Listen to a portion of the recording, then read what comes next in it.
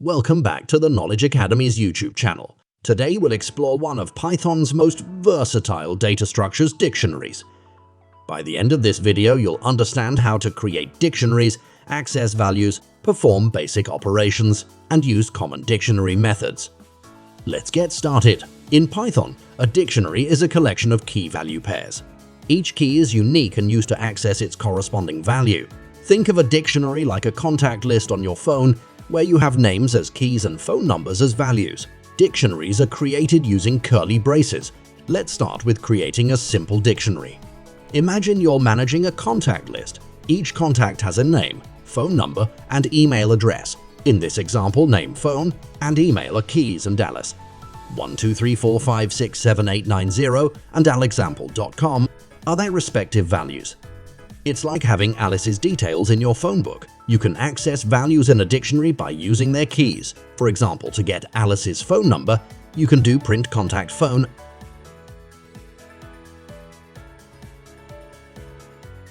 If you try to access a key that doesn't exist, Python will raise a key error.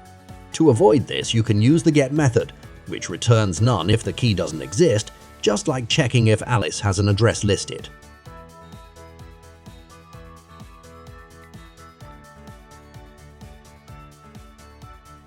You can add new key-value pairs to an existing dictionary or modify the value of an existing key. Suppose Alice updates her phone number and you want to add her address. Just like updating your contact list, adding a new key-value pair, modifying an existing value. As you can see, adding a new key-value pair is straightforward. You simply specify the new key and assign it a value. Modifying an existing value is just as easy. You reference the key and assign it a new value. You can remove items from a dictionary using the del statement or the pop method. Suppose Alice moves and you want to remove her address, similar to updating your phone book using the del statement. You can remove a key-value pair by specifying the key. Alternatively, the pop method removes the item and returns its value, which is useful if you need the value as well. Python provides several built-in methods to work with dictionaries. Here are a few common ones that are like managing your contact list. The keys method returns a view object displaying a list of all the keys, just like seeing all the names in your contact list. The values method returns a view object displaying a list of all the values, like seeing all the phone numbers. The items method returns a view object displaying a list of the dictionary's key-value tuple pairs, like viewing all contact details. The update method adds multiple key-value pairs to a dictionary, similar to updating several contact details at once.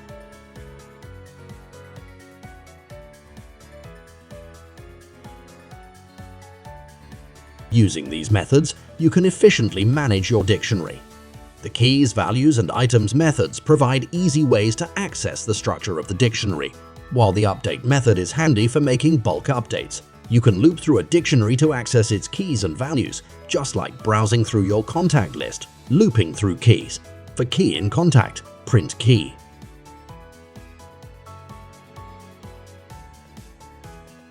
Looping through values. For value in contact dot values, print value.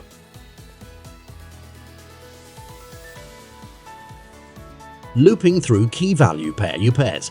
It loops through the key-value pairs in a dictionary and prints each key along with its corresponding value.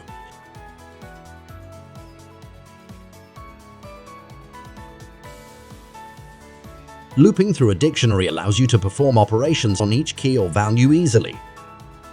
This is particularly useful when you need to process or display all items in the dictionary. Dictionaries can contain other dictionaries, which is useful for storing complex data structures.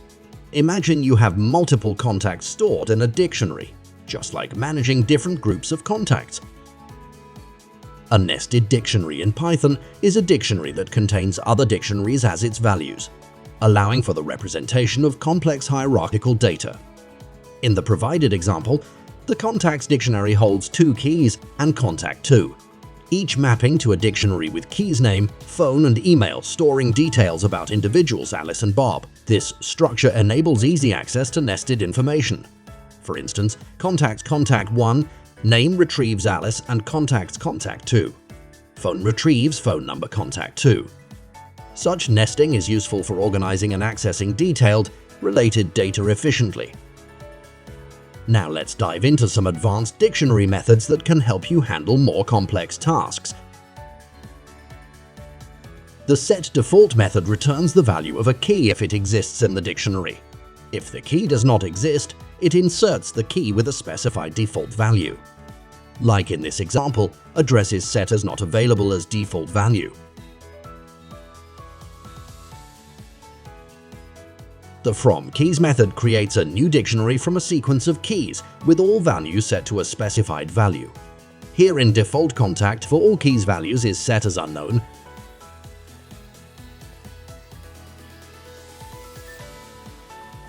The popItem method removes and returns the last key value pair added to the dictionary. Here in the contact list, the last item added is email. So while using the popItem method, email will be removed from the contact list.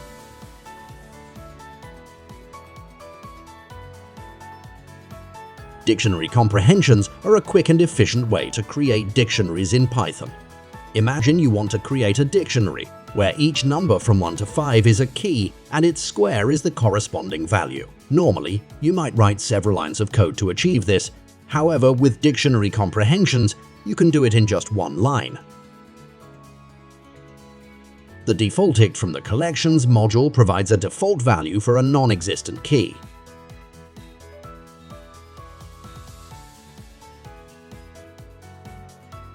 These advanced methods offer powerful tools for managing dictionaries more efficiently. The setDefault method can prevent key error exceptions by providing default values.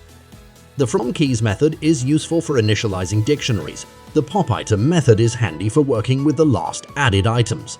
Dictionary comprehensions simplify dictionary creation, and defaultict ensures you never encounter a missing key.